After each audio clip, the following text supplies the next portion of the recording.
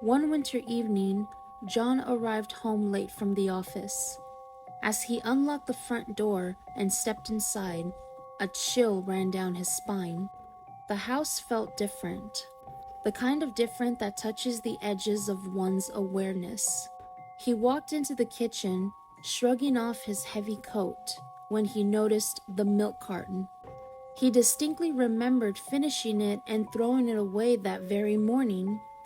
Disregarding this as his growing sense of unease, he poured himself a glass and sat down to watch TV. But his mind was restless, replaying the day's events over and over in his head, and he couldn't shake the strange feeling that had settled over him. The house creaked and groaned with the winter wind, sounds he usually found comforting, but tonight they felt ominous. Over the next few days, the oddities escalated. His laundry room was left open and had clear signs to have been used, and his bathroom mirror was fogged up and the bathroom was humid as if someone had taken a very hot shower. The final straw came one evening when he discovered muddy footprints leading from the back door to the kitchen. John definitely knew for a fact that this was not him because he always took his shoes off at the door before entering his home. Determined to get to the bottom of this, John installed hidden cameras around the house, focusing on the kitchen, living room, and hallway leading to every bedroom. He felt a mix of fear and relief, hoping to catch whatever or whoever was behind these disturbances. The first few nights had shown nothing but empty rooms and quiet nights. John watched hours of the footage, growing more anxious and sleep-deprived.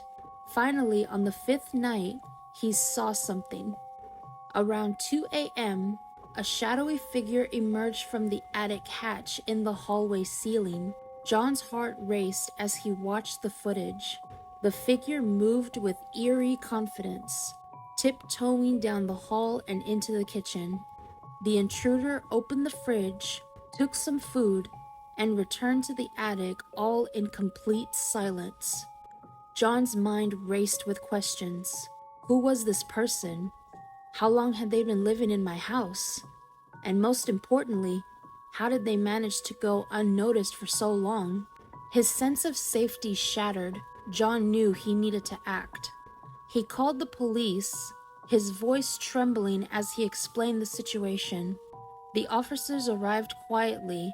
The attic hatch was the only entry point, and they needed to ensure the intruder didn't escape. With flashlights and weapons ready, they ascended the stairs.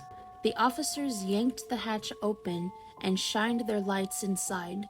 There, crouched in the corner, was a disheveled man, shielding his eyes from the sudden brightness. He looked thin and weary, with tattered clothes. The man was pulled from the attic, handcuffed, and led downstairs.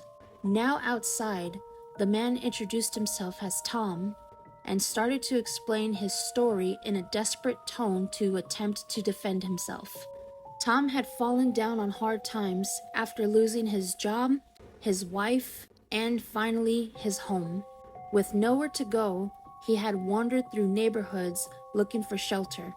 One night, he noticed John's attic window slightly open and saw an opportunity. Desperate and cold, he climbed a nearby tree and slipped inside, hoping to just stay a single night. But when one night turned into 1 week, then a month, Tom meticulously planned his movements to avoid detection. He moved only when he was certain John was asleep or at work, taking small amounts of food and water to go unnoticed. Tom had violated his sanctuary, but he had done so out of sheer desperation. The incident left John's sense of security in tatters. He spent the following days changing the locks, installing a more comprehensive security system, and ensuring every window and door was secure. John's home was once again his own, but the shadows of the past lingered, a haunting reminder of the unseen guest who had briefly turned his world upside down.